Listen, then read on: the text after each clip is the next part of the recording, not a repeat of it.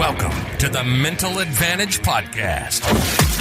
Whether you're an athlete trying to perform at your best when it counts the most, a coach or business leader trying to get more out of your team, or someone looking for more personal growth, this is the place for you. This podcast is your map to guide you to the right mindset, systems, and strategies you need to become the best version of yourself. And now, here's John Cullen and Brandon Allen. All right, welcome to the Mental Advantage Podcast. It's been a couple weeks since you've heard those words, which some of you are fine with, I'm sure, but others are like, okay, good. No, but, you know, Brandon, of course, we're referencing the fact that we took a couple weeks off for various reasons. I mean, look, guys, it's just, if you haven't figured out by now, in the summer, we're taking vacation as well. There's other things that pop up, but we are excited that when we come back, that we're coming back to such unbelievable guests like the one we had tonight with Brendan Suhr, who is the founder of Coaching You, but so much more than that. I mean, to say founder of Coaching You, which is awesome in and of itself. If he just came on to talk about Coaching You, there's a lot of really great stuff with that. But the guy has had a unbelievable coaching career that stretches all the way back to 1973, really, because, you know, his first year of coaching with you may have heard of this name, Dick Vitale. I don't know if that name is synonymous with basketball or anything, at the University of Detroit. But he starts coaching then, and it's just been NBA stop after NBA stop, some college stops. Let me just go ahead and swing by the college game and coach Ben Simmons, if that's enough of a draw. Yeah. By the way, let me come in, and I think Coach references this. Let me come in the same year that Bird and Magic does. Let me have a career that spans over 40 years. So, I mean, think about that resume, John. And you're talking about a guy that was around the professional game, and it went from what I would consider the golden age of basketball, where it really Magic and Bird and Jordan, Dominique, all those guys, and I'm, look, Dr. J, all of them, right? They're all in this time frame, and Coach is in there at that time. And what was really interesting, and what I think the listeners will hear and appreciate, is, there are times that people are telling stories and they feel the need to kind of drop a name. Right. He literally can't help the story without going. So when I'm talking to Isaiah, NBA Hall of Famer, yeah. I mean, the guy coached, listen now, 20 NBA Hall of Famers. Yeah. He's insane. On our show. Right. It's absolutely insane. I have a hard time wrapping my head around that. It's such a great point you bring up there, because it's so funny, because it is just, it's like me and you talking about, it's like me telling a story about, like, yeah, Brandon and I did this one day. Well, his Brandon is Chuck Daly, or his, you know what I mean? Like, so or Isaiah Thomas, or Bill Laimbeer. Yeah. I mean, but I tell you what, and I'm always amazed. And this is, I have not been disappointed with this in my life, I'm happy to say, is that I'm so impressed that when you meet individuals like Coach, that he's done so many things in the game of basketball and impacted so many lives. And this is what's so cool, is that he still was able to take time out and was very gracious with his time, was just as humbled as anybody, that we would almost like, I'm thankful you all asked me to come on. And I'm thinking, are you serious? Like, you've had this unbelievable experiences, but it just goes to show you that, and we talked about this not too long ago when we were talking about identity. And I think we referenced Allen Iverson actually, about how, a lot of times these players, we're the ones who project all these things onto 100%. these individuals. Like they're just going about, like he's just doing a job that he started doing back in the late 70s and actually early 70s, but he's just doing a job that he was called to do, which is go out and coach, because he's an amazing communicator. He's an amazing coach. Depth of knowledge, all that stuff or whatever. Like you don't have a career like he had without being really, really good at your craft, especially at that higher level. And we'll talk about that on the show with Coach, where he's talking about how, you know, the more elite the player, the more elite the employee, the more demands that there are on the leader that's leading them. Well, he was that person who everyone's demanding these things of, and he's able to stay in that room and stay in that profession for a long time, because you have to bring quality to be able to do that. But the point I wanted to make was, what's so cool is we look at these guys as these super elite legends, the Isaiahs, the Michaels, the Larry Birds, the Dominic Wilkins, like all these guys, and they are. But what the listeners, I want them to remember is when you're Brendan Suhr and you're called to do a job to coach, you are aware, of course, at the impact that these individuals are having on the game of basketball, but he still wants to let that player know he cares. He still wants to let that player know their blind spots, some things that they could do. And he still knows that ultimately what he's going to be judged on later on in his career was what kind of person these people ended up being. You know, I mean, that's what's so cool about it. Like the same way you and I look at coaching at the levels we've coached at, he's just doing that on a very high level. It doesn't, you know, the thing that doesn't change in coaching is the thing that doesn't change, right? Yeah. It is at some level, it's a passion for the thing that you're doing.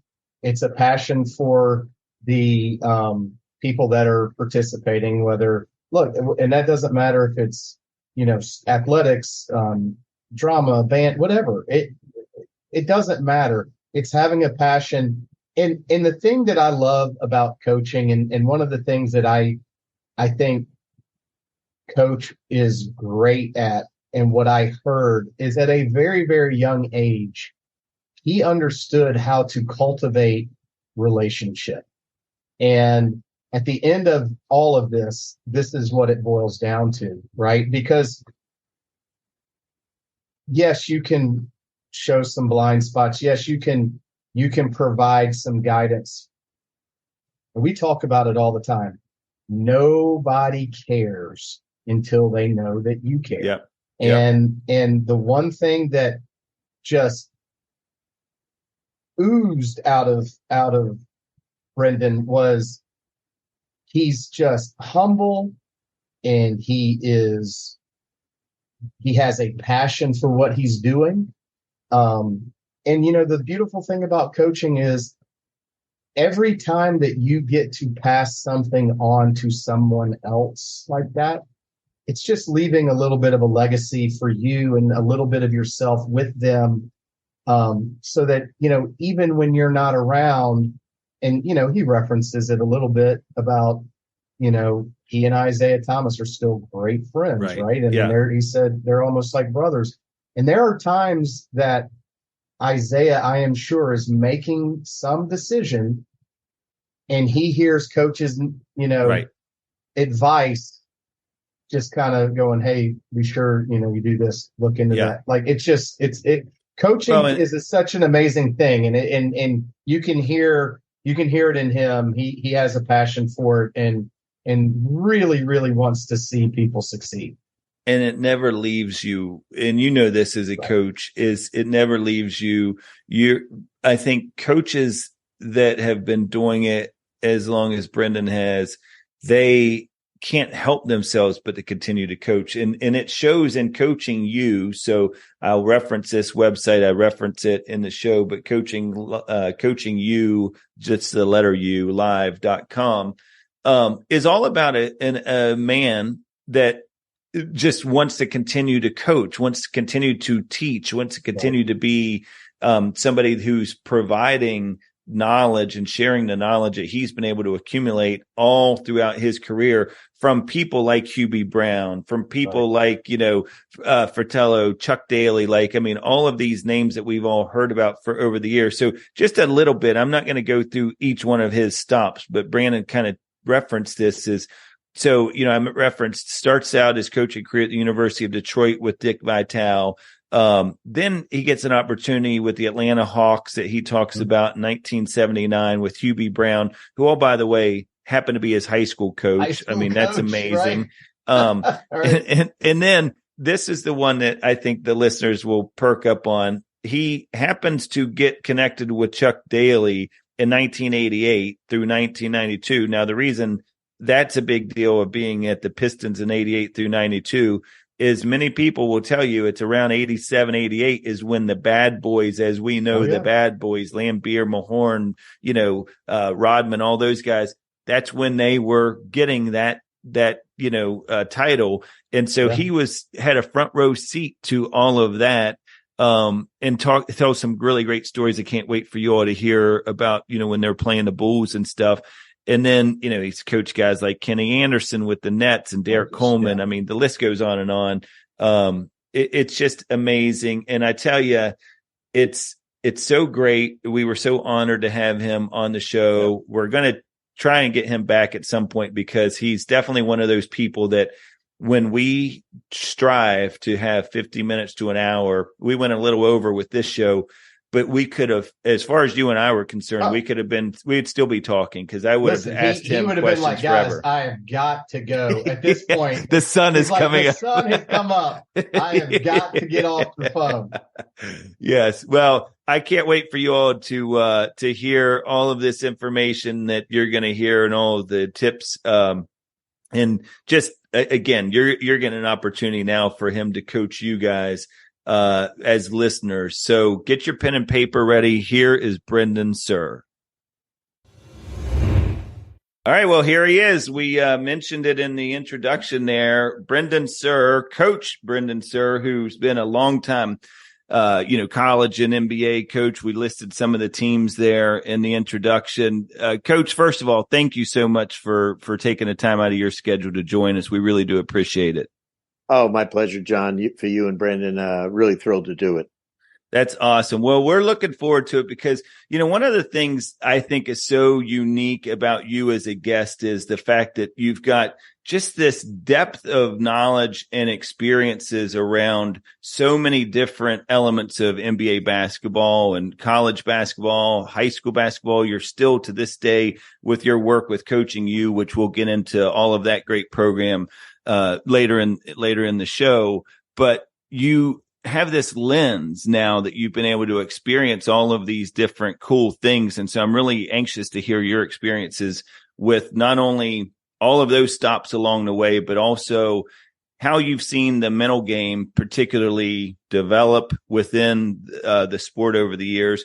But before we kind of get into some of that stuff, I wanted to start where we usually always start with our guests, which is just what prompted you getting into coaching? Like, what was it about that? Is that something early on you were like, hey, I know you wanted to be a teacher. Well, I know your mother wanted you to be a teacher anyhow. Yeah. So tell me a little bit about that. Well, when you're going to school, when you're going to high school, none of us know what the hell we want to do. And, and my mom certainly didn't. She just wanted me to go to college.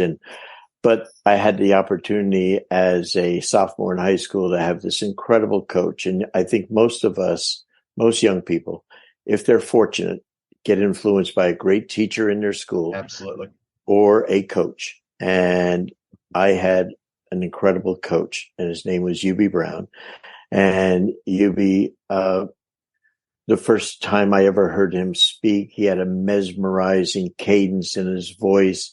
He taught at such a level that I had never experienced anything like that in youth sports.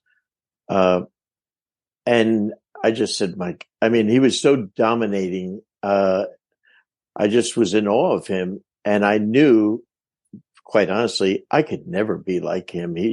Nor would I even attempt to be. But I just knew he coached our football team as a defensive coordinator. He coached our basketball team, and he coached our head coach of our baseball team. And all three teams were elite. And I said, my God, he's a coach, and he was also taught business law, which was something that was never taught in high school. No kidding. Yeah. And he was the best teacher in the school.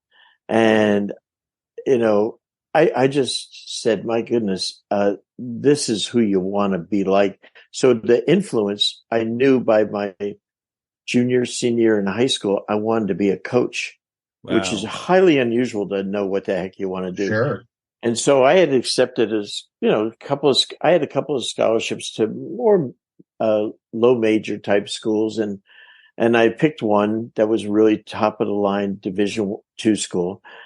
And unfortunately, like most kids, I didn't even look at what their curriculum was until after I signed a letter of intent and accepted and everything. And all of a sudden I looked, and it was a total liberal arts school.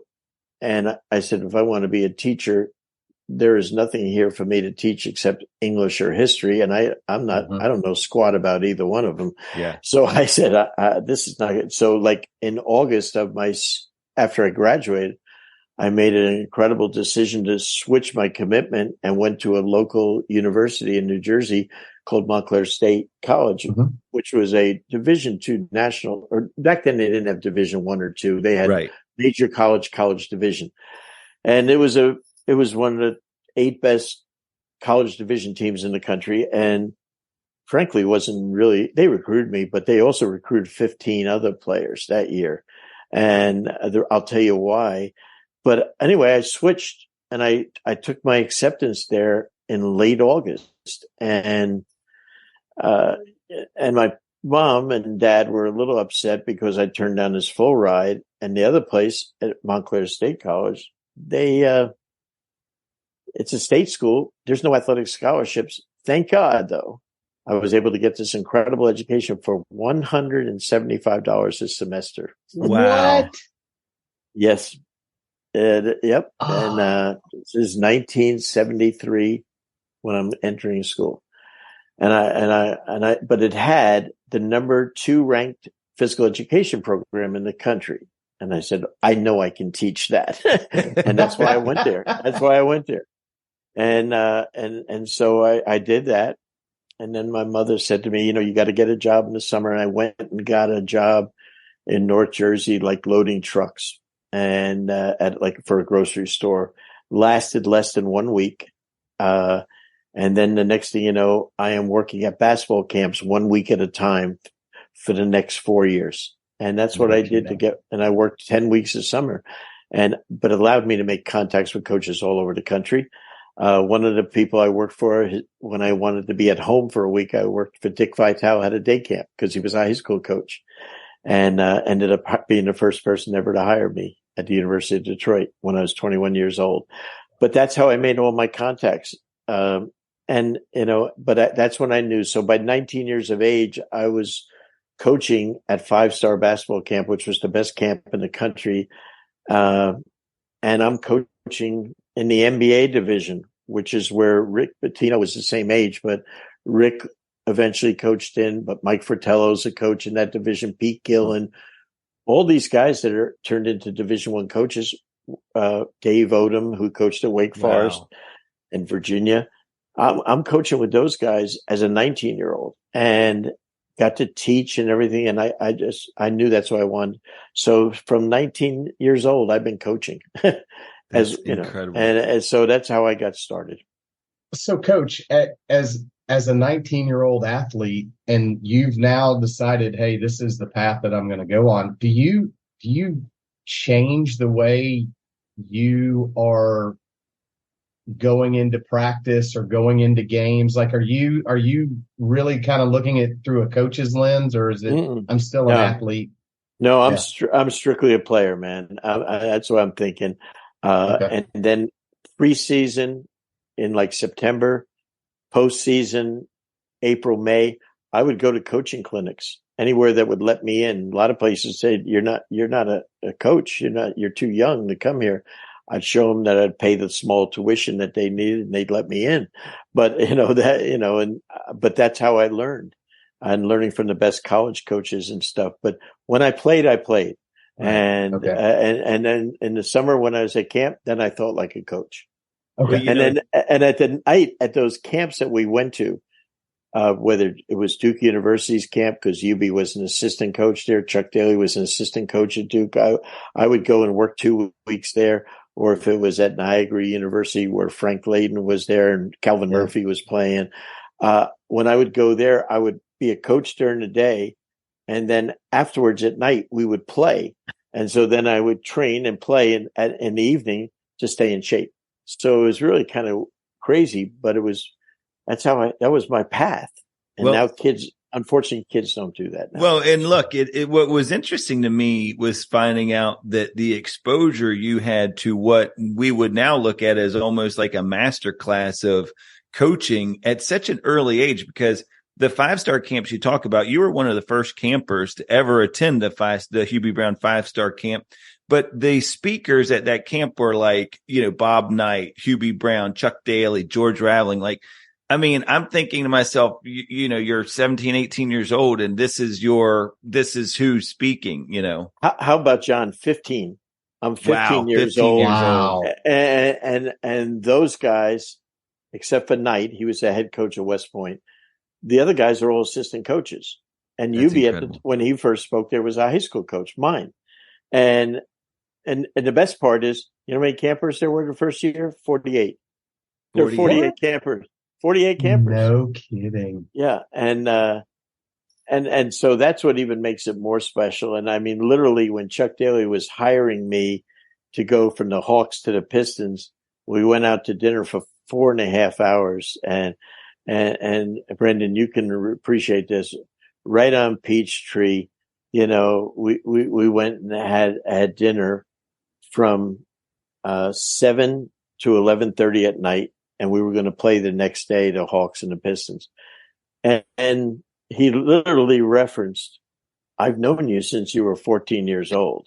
Wow. And I'm like 36 years old now, and he says, "Trust me, I was like on a path to become the general manager of the Hawks." Because Fratello was really young and he was going to be there for a long time as a head coach. And he said, "You come with me and you can become the head coach or the general manager of the Pistons, whichever one you want." I said, "Wow, okay." That sounds pretty good. So that changed my world. It changed my whole life. Yeah. Well, and you had, and again, it's like each stop along the way.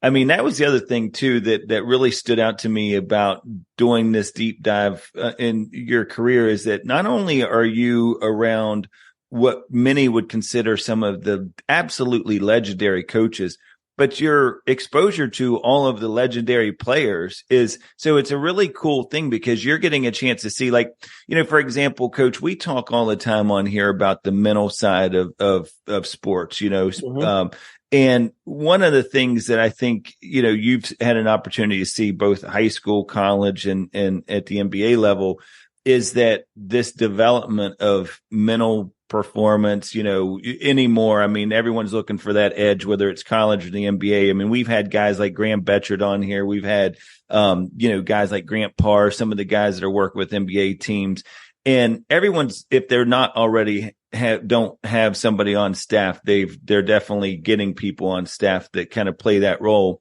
And I'm curious, as we started to think about this, as I started thinking about the show, I wanted to ask you is, I know talent is always going to be the one thing that kind of gets people to the party, but in your observation, how much of a separator did you see at the NBA level, particularly from that mental side? Like, is that really the separator for the Birds and the Jordans and those guys that, Yeah, they're the total package. But, I've said now, in being this past June was 44 years ago that I started with the Hawks.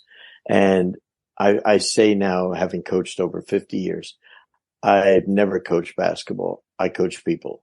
Yeah. There's not, basketball is easy. I can do that with my eyes closed. People's that's the hard part, man. And, and if people that are listening say, "Man, if I had Michael Jordan, it would be a piece of cake. If I had LeBron, I'd be a great coach." No, you wouldn't, because that's like being a teacher in a great high school that has advanced placement classes, and those guys want so much from you. They demand excellence from you every day. And if you don't got it, you know what they do? They just push you aside and they move on without you because they don't need you. So I really found that the great ones, the people that you mentioned, have the rare combination. That's why they're great, is of talent, which is the price of admission to be at the top level of any league or sport, and the mental side of it. And, you know, Jordan, Isaiah, Magic, Bird, the level of mental stuff. I mean, like, we messed with Michael for so many years till he finally figured it out. And, you know, and then it happened to their whole team. We were like 35-10 against the Bulls for over many years, and just dominated them until we finally beat them up so bad mentally and physically that the only way they could step ahead of us is they became physically and mentally tougher. And then when they got that, there was no holding them back. So it's, do you remember that? I'm sorry, Coach. Do you remember when that happened though? Like, as a coach, did you kind of, as a staff on the Pistons, were y'all like, like they kind of figured this out? Here we go. Yeah. Oh shit. Yeah, I do. Zero shit moment. It was 1991. We got swept 4-0, and we were the second best team in the world. And they had gotten to the point where, well, I think NBA, first of all, I don't want to sound like Trump, but the NBA decided they wanted a new champion because we were dominating the league physically and stuff. And here's this incredible star in Michael. And they just whipped our butt, and they whipped it. And it was painful. And, you know, the mental side of it, and I'm not proud of this, but I'm telling you what happened is that when we lost 4-0, as you know, they say it's an ass whooping, right? Yeah. I mean, it's big time. I mean, it's not like the NCAA tournament. You lose on a half court shot, one and done. No, they whip your butt 4 in a row, 2 at home, 2 at their place. And so they go a week later and they whip the Lakers 4-1, or, you know, they just crushed them, or 4-0. I don't even remember what they did. But when they whipped them, it was so dominating. They didn't have an answer for Mike and Scotty and them. The depression, anxiety that we went through as a team totally broke us apart. Wow. And we were the second best team in the world. Right. Literally, to this day, people will say, man, that was some team. Because we could beat anyone any day, including the Bulls, but regular season. Absolutely. But you know what? At that point, when you don't achieve what you want to, we felt utter failures, which is, I'm not proud of, but that's the truth that we went through. And it really took a lot for us to circle and even compete the next year. That's how it took and we were the next year still the second or third best team in all of basketball, but we didn't want to play them again. Yeah. So you made me think. You make me think of something I was wanting to ask you, is because you were right there with Coach Daly during that, you know, the Bad Boys. I mean, when listeners, like when you all are thinking of the Bad Boys and Lambeer and Mahorn and everybody, Coach was right there with them. And I was curious because you are somebody who, you know, believes in culture and the importance of culture as much as Brandon and I do, because I've heard you talk about this a lot. One of the things that I've always been interested in was the whole Bad Boys persona. Was that something that Coach Daly kind of thought about like ahead of time and said, like, this is an edge that we need? Or was that something that just organically happened because of the type of players that were on that team? Totally organically, John. Yeah. And you know, we never told anyone, I mean this seriously, we never told anyone to take a hard foul. We never told any, the only thing we did as a basketball culture was we said, we only emphasize 2 things, which I think is a really important thing in coaching. You can't emphasize 10 things. That's a great point. We emphasize defense and we emphasize rebounding, which is very, very physical. We didn't have to encourage anyone to shoot well. Let's play offense. Right. You don't have to But to do the hard part of winning, we had to emphasize that. And I think it's a really important lesson, and it's one that I now teach, is that. So, but the reason that we won and the reason they played like that was because of internal leadership. I'm a big believer, as great a coach as Belichick and Saban are. Right. Mm-hmm. They're not going to be very good if they don't have good players. It's that simple. Okay. Yeah. And so you have to have that talent. But more importantly, Nick Saban, Bill Belichick they're saying Belichick said the same things last year he said when Tom Brady was there for 20 years. Sure. But the results, the outcomes were not the same. And it's because he didn't have that internal leadership that Brady provided, and Brady and the rest of their guys. So when we have 12 players at that time on the Pistons, 6 of our 12 were incredible leaders. Yeah. And every one of them was different. Lambeer and Isaiah were rah-rah guys. Joe Dumars, who's one of the number 2 executive in the whole NBA right now, he never said a word. All he did was lead by example every single day. He did the right thing every day. And you need guys like that. And, because a lot of guys talk, but they don't do what they say. Mahorn he set the tone physically, and I think that's what happens is you get these guys that, and a guy like Vinnie Johnson, who's as an entrepreneur. Microwave. Now, yeah. A guy makes $500 million as an entrepreneur now because of his personality, and he was a junior college transfer to Baylor University out of Brooklyn, New York. But what he had is he was as good a competitor. So every day in practice, he'd come and say to Chuck, or more to me, because when he would say, "Hey, Brendan, I'm killing Isaiah and Dumars in practice. Let me play more," and I would just tell him, you got to compete every day. And poor Isaiah and Joe, he killed them every day. Every practice was his game. Yeah. And those guys would just get their ass whooped physically by him every day. But that's how they got to be Hall of Famers, those guys. And I think you need competition in practice. And so that's so they all provided something really unique. And I think, but the internal leadership factor is a must for any business team to excel. It's not going to be the coach, because Belichick's saying the same things, saying the exact same things that he said when Brady was there. It's just the talent's not there. The assistant coaches might not be there. They might have moved on to other jobs, etc. But I think it's really an important thing. Leadership has to come from within. Yes. Yeah. I mean, we talk about it where it can be, as a coach, you can set the standard for the culture and you can direct, but to really get where you got to go, that leadership has to come from inside. So, Coach, I look back at those teams and the rosters that you have been a part of, and I think it speaks very highly of you and the coaches that you coached with. That it's really interesting to me to see how those players then transition, because we talk a lot about identity where, an Isaiah Thomas, most people are going to see him and they're going to say, oh, well, he's a basketball player. They're not going to go, well, but what's Isaiah really like, right?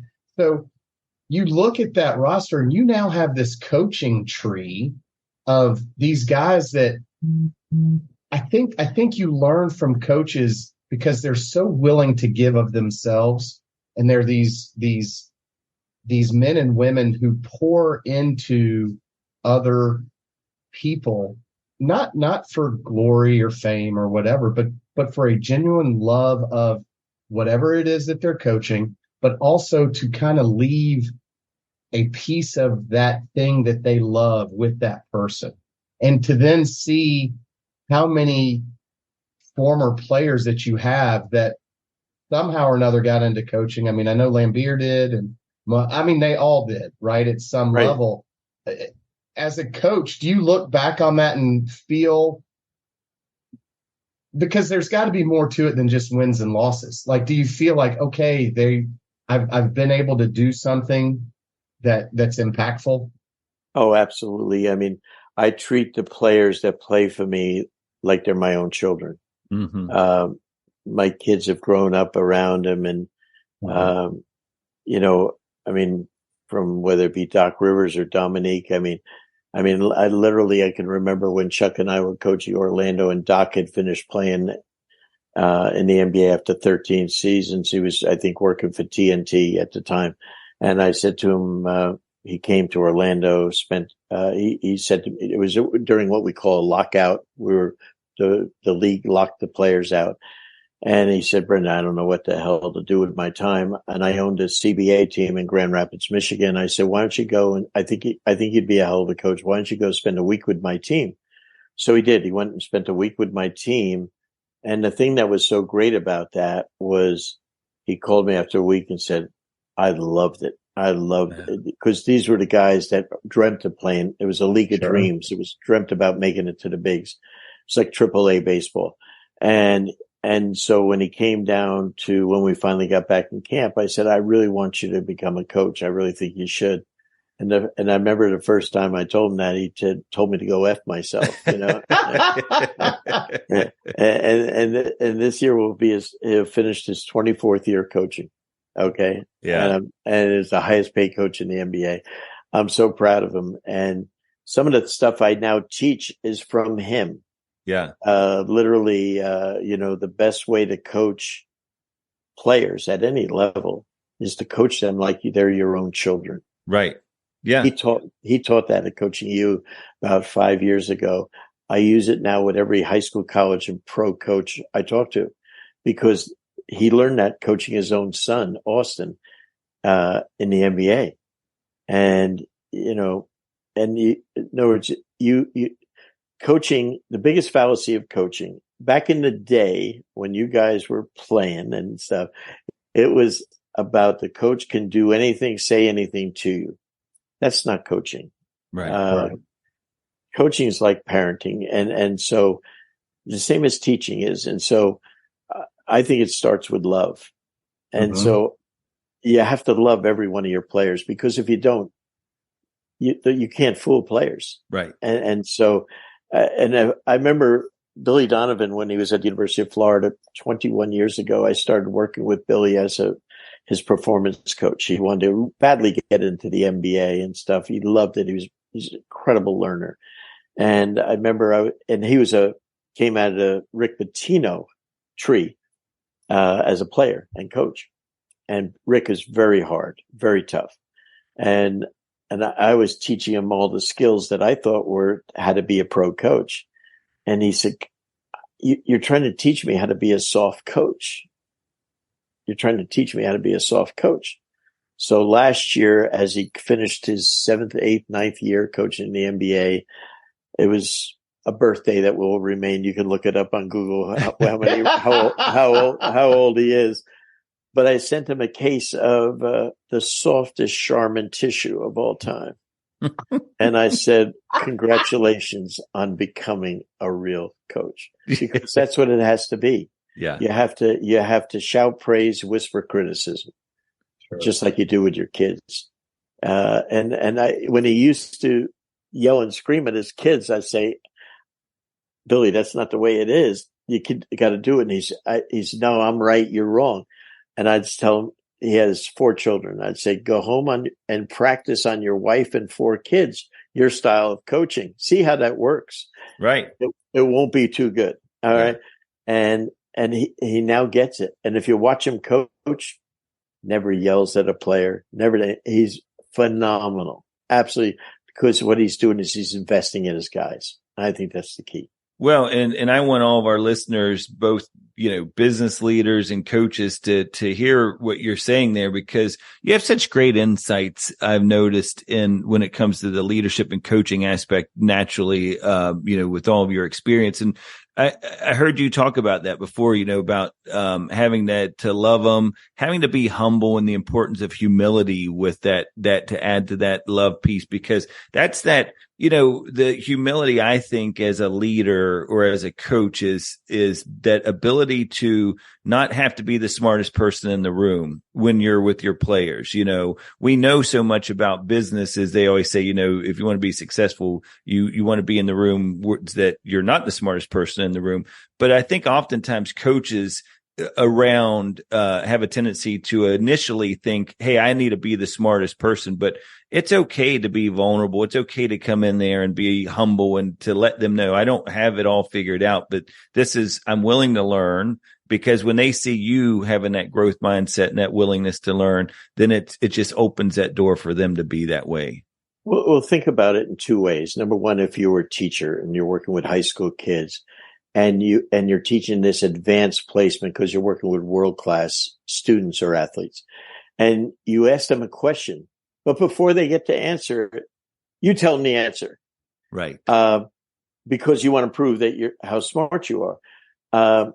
It's not the way to develop people. And, so I found out when I was coaching with Chuck, I went to my very first time I was on the court doing what we call a scout. And a scout is when we're playing in New York Knicks, and they're going to, at 10 and 11 o'clock in the morning, we have a walkthrough and we go over their best plays, and then we tell them how we're going to defend them that night. And I remember, and so it's very common, and I had done them for 10 years. I had done that. And so all of a sudden, this is my very first time with this group. And and we're working on what we call a side pick and roll. And here's the player going to come off their big guy. And I tell Isaiah, I'm ready to tell Isaiah, this is how you're going to guard it. And Lambier, here's how you're going to defend the pick and roll. And just when I get to the part where I'm going to tell them what they need to do, Chuck said, great.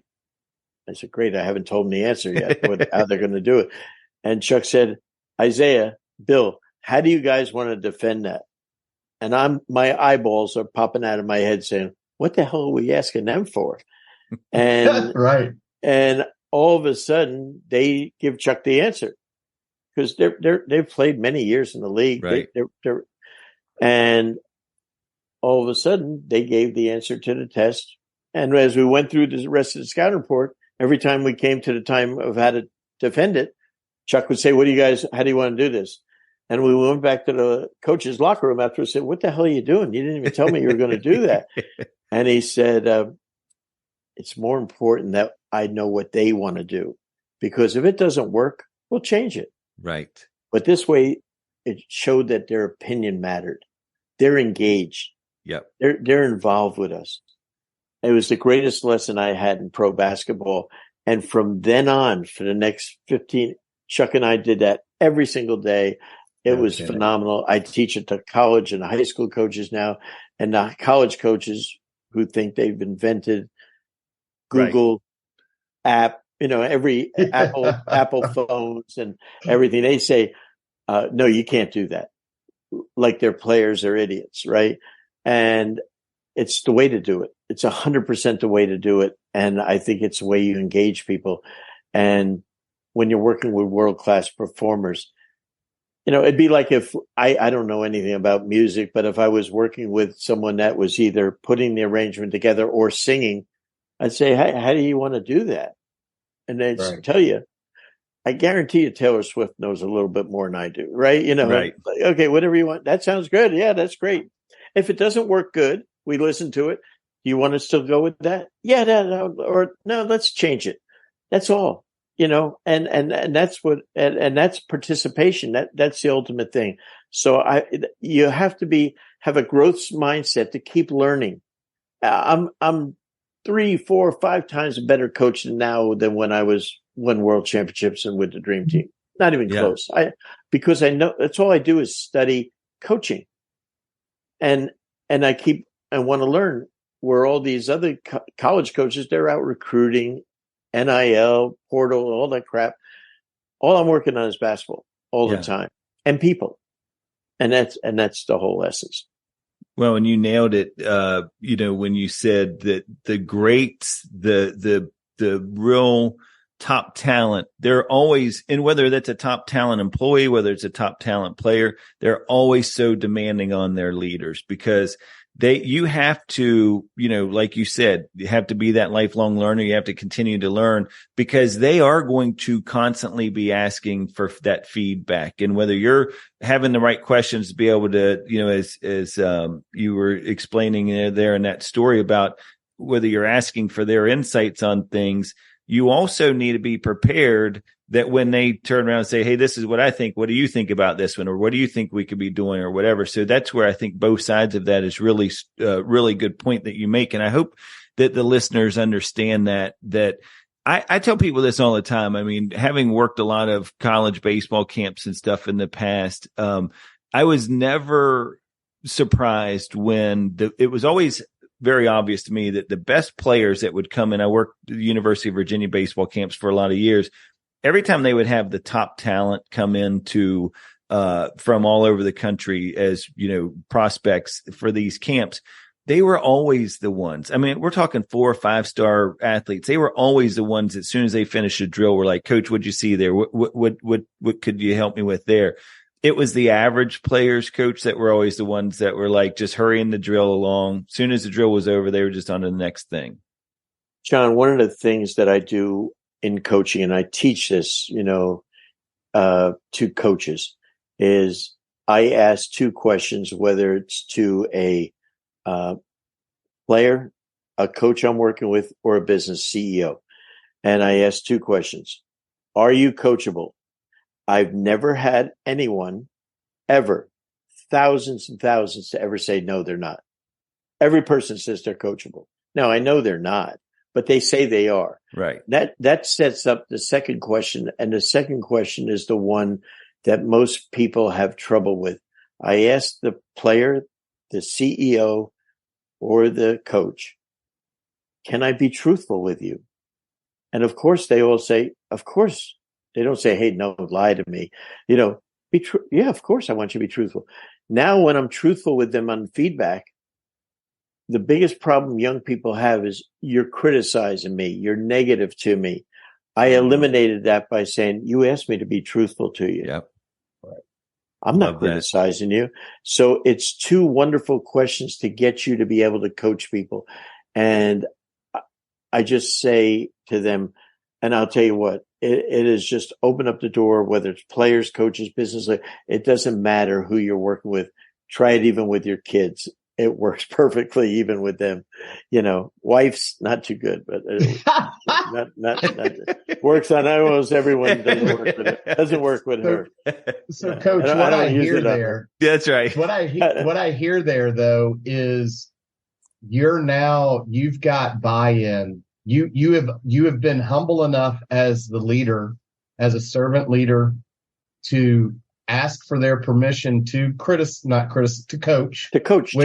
Which again, to your point, especially now, people look at that as criticism because they don't know how to take it. And we've had conversations within my workplace where I'm like, hey, I don't know that I really would care to bring anyone on board who has never played who's never been coached before, right? Who hasn't had that kind of experience. But what I think is really interesting about what you just talked about in both of those examples with Lambeer and Isaiah, and then with whoever you're talking to on a development side, is you've been humble and you've gotten them to buy in, right? And so now all of a sudden, the things that you do, you have instant credibility. And not that you, with your experience, need it, but for them, and you've alluded to it before,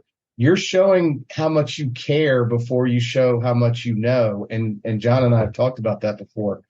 I find that to be really, really interesting, the way that you open that door up with those questions, though. Yeah, and so the methodology is simple from my standpoint. I use 6 check marks, and I use this for people that I'm working with, and I'll say, tell take these 6 things I'm going to give you. Ask yourself, do you have these? Okay. And if not, you better get them. And at the same time, this is why I am able to be as a performance coach to anyone in any space. Okay. Because of these things. Number one, you have to be able to communicate with people. That is the number one thing. And I don't care if they're a Gen Z person. I can connect with any Gen Z person. I don't care if he's 16, 17 years of age. It doesn't matter because I know how to connect to them. Where some people will not get to that level. So communication is a must. Competency. If you don't know what the hell you're doing, why would I dare listen to you? So are you competent in the subject area that you're working with people in? And I don't care if you're in the IT business, if you're in sales, if you're in coaching, if you're running a financial services business, are you competent in what the hell? Do you know what the heck you're doing? The third area is credibility. The reason I can walk onto any college campus, talk to any men's or women's team in almost any sport is because I got street cred for those kids because they see who the hell I've coached. And they haven't even seen me coach, but they know he got 20 plus guys in the Hall of Fame. You know, he must know what the heck he's doing. So I got credibility. Now, if you don't have credibility, you better get some. You better get some. And that's not in coaching. That's in any facet of what you want to do. Then it comes down to what I call the soft things. The soft things are, number one, integrity. Are you truthful to people? Are you truthful? And if you're not, they drop you quick. The next one is trust. Trust is the ultimate form of human currency, I call it. If I don't have trust, if we don't have trust within our work group or people or family, you don't have a relationship. And the last one is the core of relationships. I have to love the people I'm working with. I have to serve them. I serve every player I work for. I serve every coach I work with, whether I'm the head coach or the assistant coach, and I care about people, unbelievably care about them. And so, because relationships are what drives any business, it's all about relationships. So I think loving, serving, and caring is something that is a must. Those are the soft skills. You know, some people cringe about them, but trust me, if you want to be the total package, you better have those 6 components. It's really, really good stuff there. I mean, I'm already written like 2 pages of notes just from the half hour we've been on. Really good stuff. One of the things that you touch on there a little bit when you think about is what brings to my mind anyhow is hope, right? It's that being adaptable. You said something I heard, which I loved. I wrote it down, was buy-in comes from believe in. And it's so true. Mm-hmm. It's like you have to have the belief, right? I mean, that's the thing that when we had Brian Davidson, who we all know, and you work with Brian with MindView, is when he was on and he was talking about the skills that are part of that MindView assessment. One of the things that really stood out to me that I had not, as a mental performance guy, heard many people unpack as much as I thought we probably should is hope. And that's there is great power in that, right? I mean, that at some point you have to, it's great to be able to teach people the skills. It's great to be able to show them how it can do it tactically and all that. But at some point they have to have that, I can do this. Simone Biles, who had a great comeback performance last weekend, to come and try to jumpstart her career over as a gymnast. My daughter was a level 10 elite world-class gymnast. And you see how it can go like that. Yeah. One fall in the national championship. My daughter was 10-time national champion. She was a favorite to win uneven bars and I remember in Colorado Springs, and I took her there, level 10 elite, and her warm-ups for 30, 40 minutes, they're perfect. And I'm saying, don't keep warming up, relax a little, save some energy. Right. First swing through, she falls. There ain't no do-overs in gymnastics. Right. Okay. Yeah. Right. And here's where in basketball, you can miss 10 shots in a row and you keep getting them. You know, you can go off sides 5 times. You're not thrown out of the game. You know, in football, all of a sudden this kid, she's worked 5, 6, 7, 8 hours a day for 12 months. She loses her dream. Simone Biles at one point lost hope. Yeah. She lost hope. Aaron Judge, I'm a Yankee fan growing up in Jersey, so I'm a Yankee fan. When I lived in Atlanta, I was a Braves fan, you know, the whole deal. I love every team in every city I work. And man, I'll tell you what, when Aaron Judge, I was just so in love last year, trying to hope he would hit this, you know, 62, 63 home runs. And I'm like, oh yeah, now the guy making one of the best defensive plays of his career, basically rips the ligaments in the toe. He's out for a couple of months. He's got 21 home runs. He's struggling. And guess what? He strikes out 12. He goes 0 for 12 last weekend. I guarantee you, it doesn't matter if he's making 40 or 50 million a year. He lost hope. Mm-hmm. It happens. Mm-hmm. Tiger Woods at one point, golfers all the time. My son was a pro golfer. You know, man, those cats lose it like that. And those are the hard sports, boy. And so how do I help them? And the way, what John and Brendan, one of the things I found is the number one thing, I have to have a foundation that's based on 4 words. I believe in you. Mm. I believe in you. And hope is one of those things you try to get, but you know, you try to encourage them to keep working, to take small steps. But that's the mental part of coaching. Yeah. And that is, man, you know, the performance of Simone, Aaron Judge, you know, people like that, LeBron, it's unbelievable. But now all of a sudden, if they don't think they can do it, it ain't happening. It ain't happening. And that's where you try to help them. There's no miracle words or anything, but you try to give them, you know, some things to, let's take some short steps. Let's not focus on hitting home runs. Let's worry about just making contact, making swing easy, you know, so whatever it might be. Go and do a floor exercise where, you know, you do a tenth of your floor exercise. Let's do 2 passes, they call them, in gymnastics, and let's see how we do. She, as you know, with Simone Biles, she literally went through and she was doing the vault, which is maybe one of the most dangerous sports events you can do. When she's up in the air, she lost where she was. That happens to vaulters. And all of a sudden they get fear up there. And now if you don't know where the hell you're going or where you're going to land, then you become scared. Yeah. Well, there ain't no hope when you're scared. You're worried about safety. And so it's a process. And whether you're Michael Phelps, guys won more gold medals than any swimmer, yet he had anxiety and all these different things. Yeah. You know, so there is no magic potion for this, but I know this. And I used to talk, I lived in the same subdivision with Tiger Woods when I was in Orlando. And one of the things that Chuck lived there too. And we used to say, that everyone needs a coach.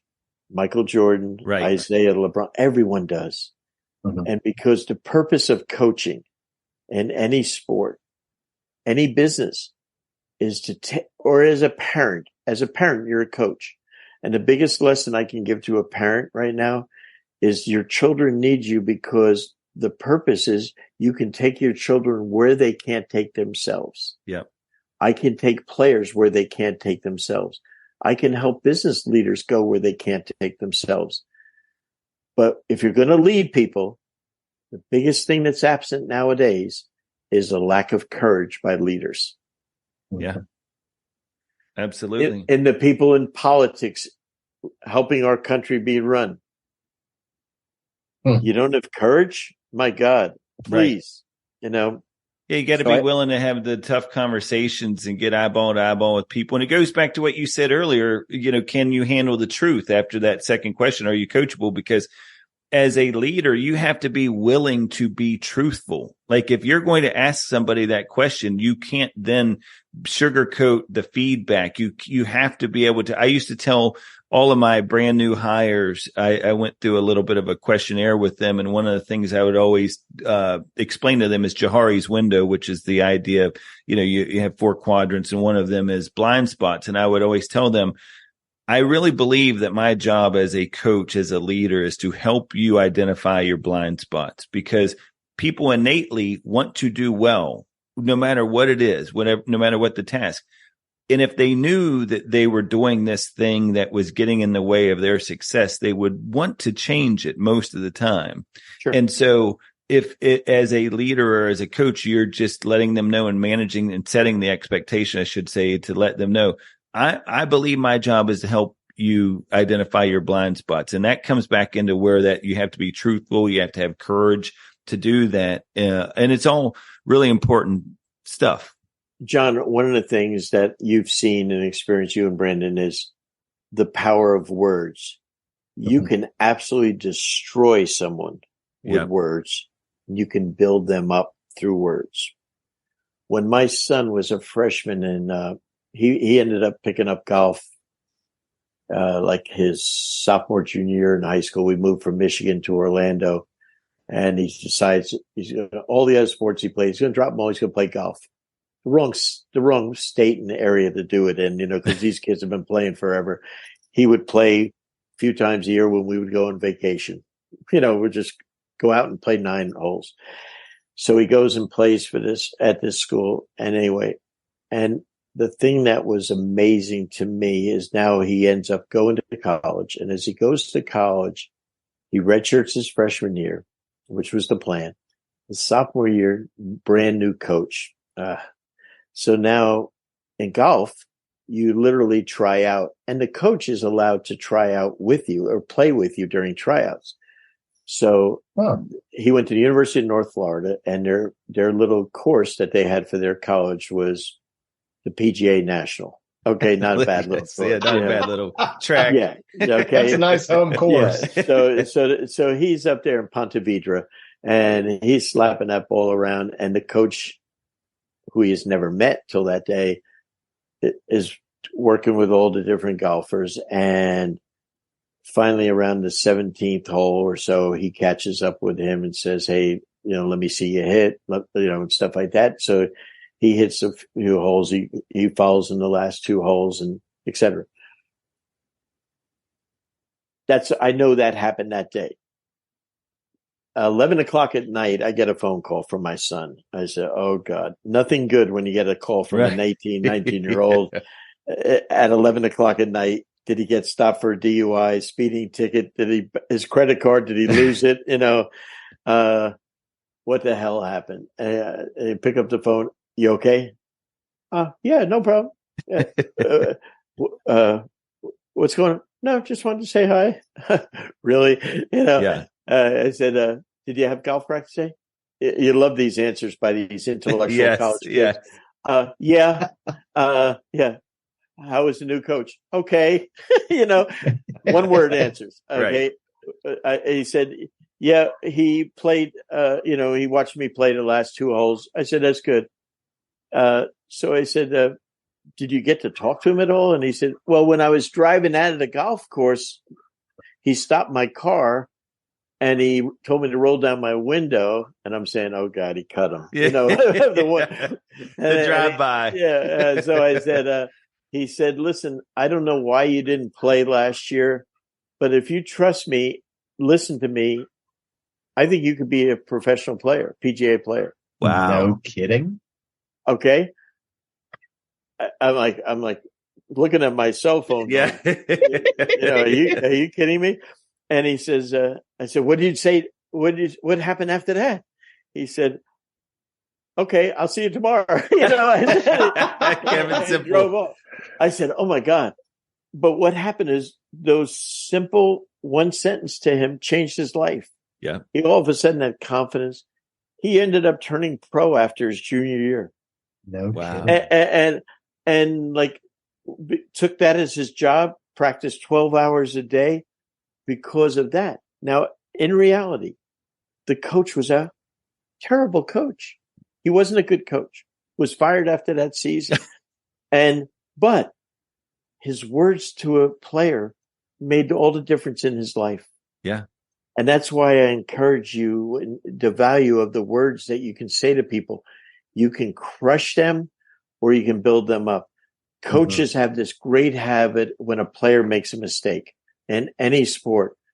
In the 2, 3, or 4 seconds after the mistake, they scream, they yell, they embarrass the kid, girl or boy. And the scars it leaves on them is incredible. Yeah. So you really have to think about what you're going to say after someone makes a mistake, because that's a game changer. Yeah. It's an absolute game changer. And I found that to really be something that we need to teach more of. That's awesome. Really, really good stuff. So let me ask you a couple of questions here as we start to wrap some things up. Is one of them, and I would be remiss if I didn't take advantage of this opportunity to ask you this, because you're somebody who is your NBA coaching career actually spanned from 80s into the 90s into the 2000s. So I'm curious to get your thoughts when people are like, we hear this all the time. My son, who's 25, 26 years old, he does this where he's like, oh, you want to compare LeBron to Jordan, or you want to do this stuff. And I say to them all the time, Coach, I'm like, it's so hard to do that, right? Because it's different eras. Like I think the game, in my opinion, you experienced it, was so much different in the 80s than it is in the 2000s, and rules changes, everything else or whatever. I mean, I'd have to think that that's something that you would agree with, but do you think from a player, like, have the players changed that much? Have you seen a change in the way that just they go about their everyday work? Yeah, I think so. But here's the thing. Growing up as a kid in the New York area, I was and you're baseball guys. Yeah. I was a huge Mickey Mantle fan. Oh Mickey was the greatest. It's a good one to pick. Yes. To me. And I think as you go along, you see the different errors. And what I've found is that, having come in Bird Magic, I always say Bird Magic and I started in the NBA in 1979 together. The three of us saved the NBA. I always say Larry and Irvin don't see it the way I do, but those guys are incredible, and I think one of the things that, and Isaiah and I talk about it often, is that we don't compare errors. We don't. The guys in those eras were incredible. The guys now, I absolutely love the talent of the players nowadays. They run faster, jump better. Everything is better. They might not be smarter. They might not be able to defend as much. The rules are totally different, as you mentioned. But I think it's not fair to compare people over, now for me, it's 44 years since I started in the league.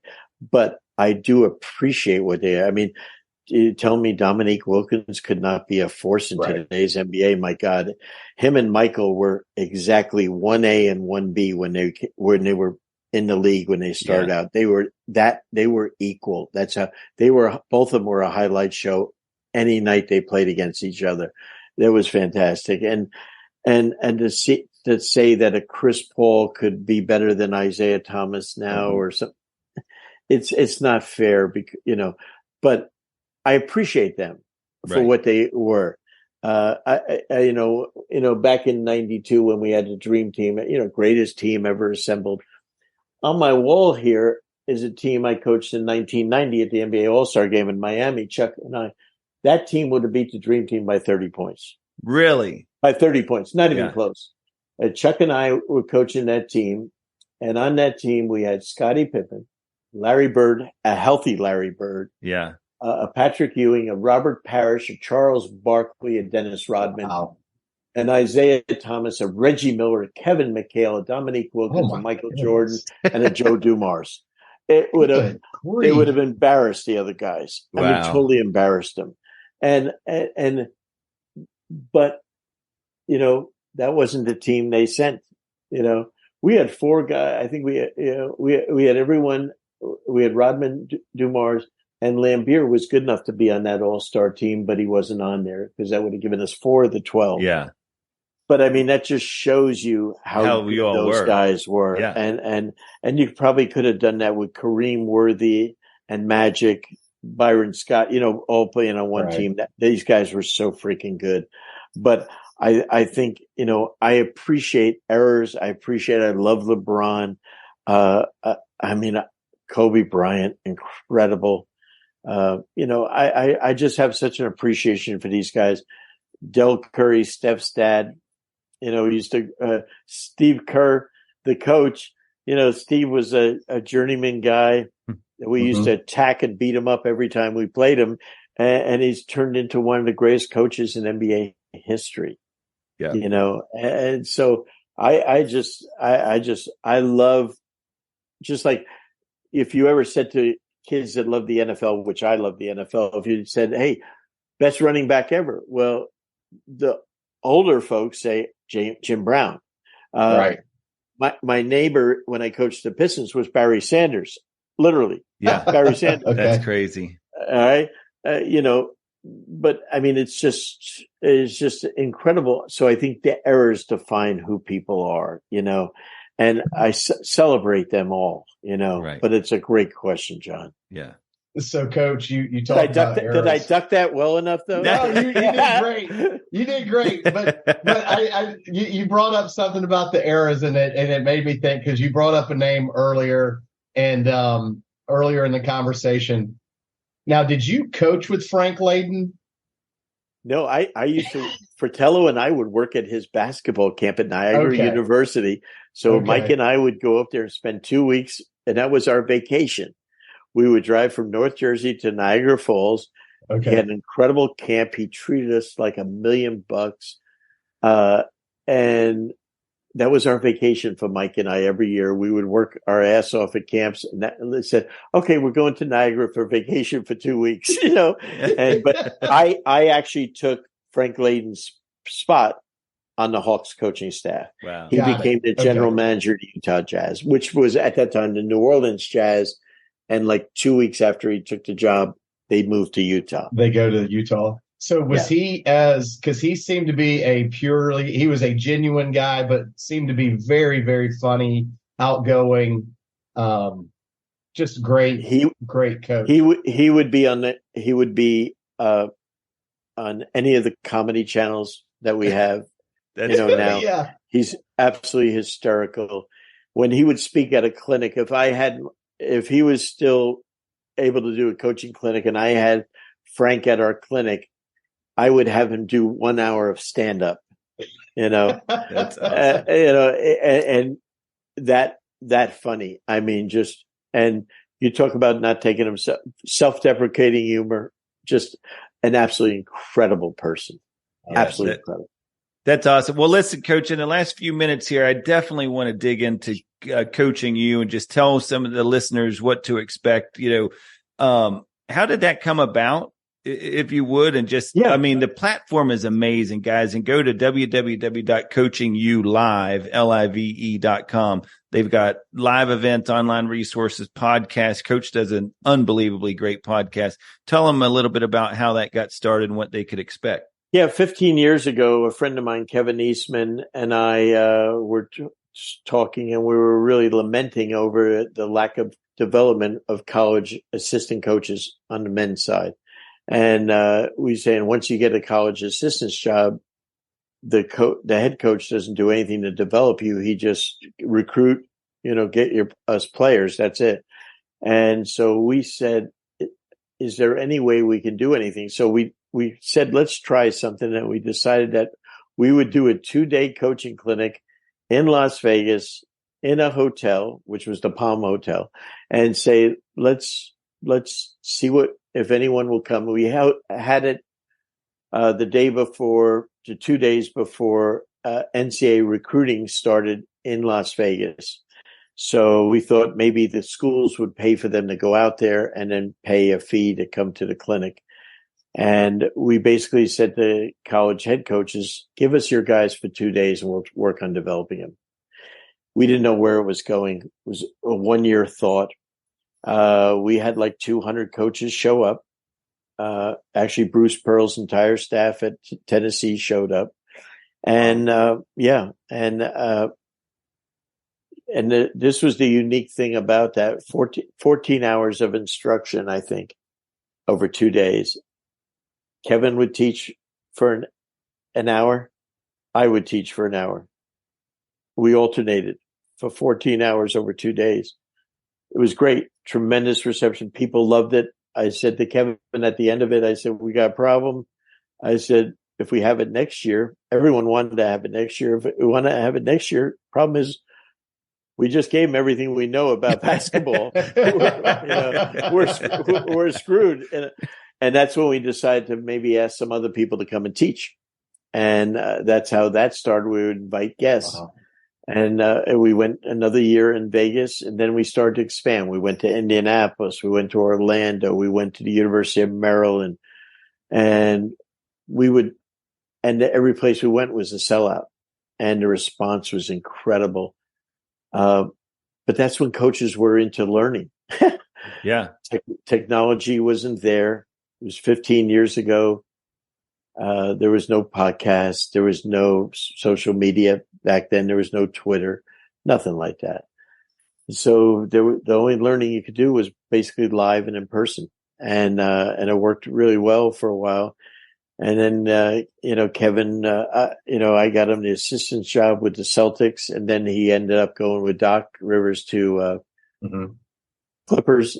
And then one day he called me and said, hey,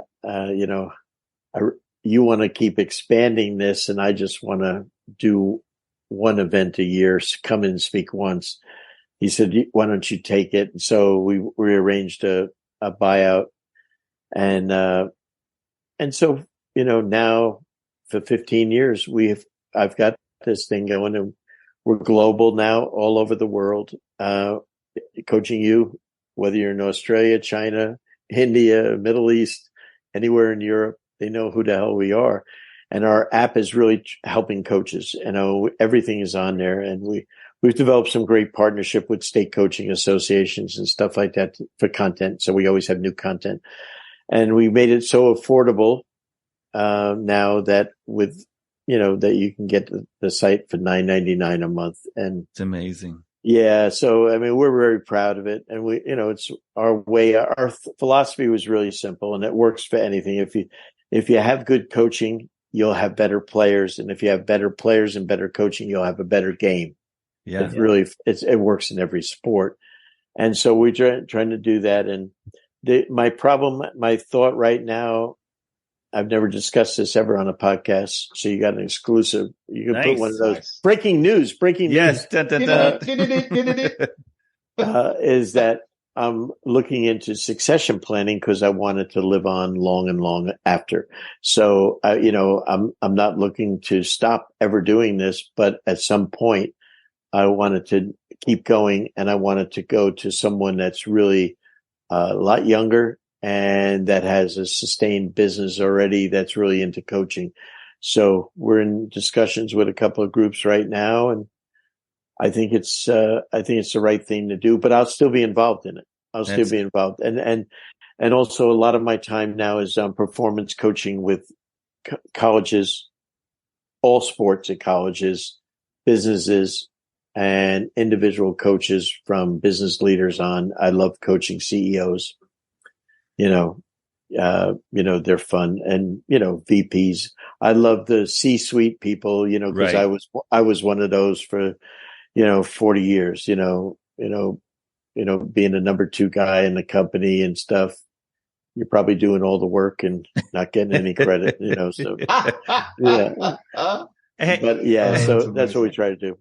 Yeah. I can't thank you enough for joining us. I do have one more question if you have time, if you have a couple more minutes. And the I just would barking, baby. We're in good shape, John. That's fine. I would Those treats work. I'd be so disappointed if I didn't ask this question, because I think we have such a unique opportunity in as I mentioned earlier, the lens that you have from college into pros. As you think about it, is there that transition that you made from college to the NBA and then back to college? Is there anything, as you look back on it now, that you would have taken from the NBA game if you were allowed to and put into the college game that would better the game of basketball in college and vice versa? Yeah, the college game is a mess. I'm not talking about NIL and portal. Yeah. I'm talking about the game itself. Yeah. College basketball, men's college basketball. Let me criticize it. I love the women's game. The men's college basketball is the only league in the world that doesn't play 4 quarters. Yeah, right? that's true.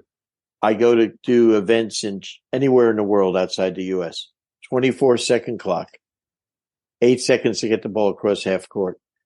College basketball, 30 seconds, 10 seconds to get across. The last minute of play, college can't advance the ball across from the back court to the front court. Every kid on your team, men or women, want to play professionally. First question I do when I speak to a college team: how many of you would like to play professionally when your career is done? Everyone raised their hand. Even walk-ons raised their hand. Okay. Yeah. It's beautiful. So if that's the goal of them, why don't we prepare them for that? Right. It's the ego and the college coaches, and I'm sure it's the same as it was in baseball, but college basketball, the coaches make the rules up for the sport. The women coaches made the women's rules, the men make the women, and the men are so damn stubborn. And not all. Right. But unfortunately, the NCAA is a joke. The way, we have Division 1, 2, and 3, 1,200 schools. They all get to vote on all the rules. So the rules at Michigan State or Duke don't apply to the ones at Williams College or Amherst, though those teams are great. It doesn't jive. So I wish we would also have 6 fouls for players. Why do we eliminate a player that's there just to play basketball? Right. And some referee decided that was a foul. In college basketball, if you get a technical foul, it counts as a personal foul. Are you kidding me? Yeah. I would have had no team left with the Pistons. So you asked the wrong question because, man, I am low. You got a list. Men's college basketball is if you went the other way, if you could take something from the college game, what would you put in the NBA? Just their players. Yeah. I figured after that list. The offenses and defenses in college are so far beneath the pro level. It's not even close. It's crazy. Yeah. I'm telling you that I agree. I mean, there's so many things that you just mentioned. And I knew you'd have great insight into that just with all your experiences. And guys, look, do yourself a favor. I mean, you can go on, like I mentioned, the website, Coaching You Live, and it's you, just the letter U. So coaching and then the letter U live.com. Unbelievable resources, because you've got an unbelievable resource right here in Brendan Suhr, and we can't thank you enough for joining us. I mean, absolutely. I told Brandon before we even got on the line today, I said, Brandon, this is going to be one of those shows that we are going to want to do for about 4 hours, and he'll be like, okay, I think that was good enough. Yeah. All right. So this will be part one. Next Wednesday or Thursday, I'm available again. This will be part one. We'll get you back in next week, and then that's right. Yeah. You guys have an open invite anytime you want. You both are very, very special, and I love people, and I love engaging with people that are trying to help people, and you guys are committed to that. So an honor, frankly, to serve, with your audience and stuff, Brandon and John. Yeah. And I love what you're doing. I love it. And the mental part, the mental advantage, if anyone out there in any of the communities that they're in can conquer that, it's a tough time out there now. And I just I'll be remiss if I don't say for sure. because one of the things that we went through with the pandemic that really, it was a tough time for everyone in our country. And one of the things that really made it tough, I think, is for the young people, those of us that were adults, we suffered. But the kids from elementary school on up really suffered all the way through college and any of the education people. But the thing I worry most about and what we were working on at Mindview was loneliness. I'm really into this now is that I think a lot of young people are suffering loneliness. I'm not saying anxiety, depression. Right. I'm saying lonely. The thing about when you go to work, if you don't work at home, if you go to work, and even if you don't have a great, job or anything, you have other people to share with. Yeah. And if you're home and you don't have anyone to share conversation with, I think it's tough. Yeah. I'm an expert on quote unquote Gallup, and the Strength Finder and all that stuff. And, one of only 4 or 5 people in the world that is a master strengths coach and stuff. And that's coaches professional sports. And one of the things that I learned is, if you don't get to do what you're best at every day, and if you don't have a best friend at work, you're in trouble. Wow. And so if you have a player or you have someone at work that has no friends, put your arm around them, take that person under your wing because they need it. Everyone needs a friend. They perform better. They need to engage with people. And that's that act of kindness that you need if you really are concerned about the people you work with, the people you coach, the people you parent. Don't let them float out there. But thank you for letting me. Look, that's a great, takeaway there at the end, because I couldn't agree with you more. We talk about it a lot. I think that kids today in general are facing a lot of challenges, with social media, with everything else that kind of adds on to that loneliness. And I think you're spot on. I think that one of the things that the pandemic really did was isolate a lot of people, because you had to work from home. You had, they couldn't go to those activities. They were excluded, and not everybody has the big family. Not everybody has the network at home of people that they can kind of rally around or get that support from. So I think you said that really, really nicely. And it is something I think we can all just be more mindful of. And it's doesn't take much. Like you mentioned, just the power of words earlier. Sometimes just the power of saying hello to somebody. How you doing? And genuinely meaning it, not the how you doing that you're passing them in the street and you just want to hurry up. You hope they don't say anything, right? You just are like, okay, just nod and let me go about my way. But if we can take that moment in time just to, share some of that. The interesting thing you just made me think about. So I have an event out in Vegas after we do our coaching clinic in July. Right after that, we do 2 days of it's actually one of my most fun events I do. It's teaching. It's called Front Office Training Camp, where we teach people that don't want to coach. They want to be in an NBA or professional basketball front office. How do I get there? Right. And I get every top NBA executive speaks. It's phenomenal. They just come in and just pour into these people. And I noticed on the second day at lunchtime, when they have an hour and a half break, one person didn't leave the room. And when I came back in the room, he was by himself. No one else is there. 100 plus people are in our class. He's the only one that's sitting there that didn't go out for lunch. So I walked up and I sat down. I pulled my chair facing him at a table. And I said, tell me your story and everything like that, and I wasn't, Such a great question. I just wanted to find out about him and everything. He told me, hey, I was at Abilene Christian this year. I was a video coordinator and stuff like that. I said, what's the dream? And he told me what he wanted to do. He wanted to work at a Power 5 level school, et cetera, or in the NBA. And I said, okay, when we get back home, give me a call.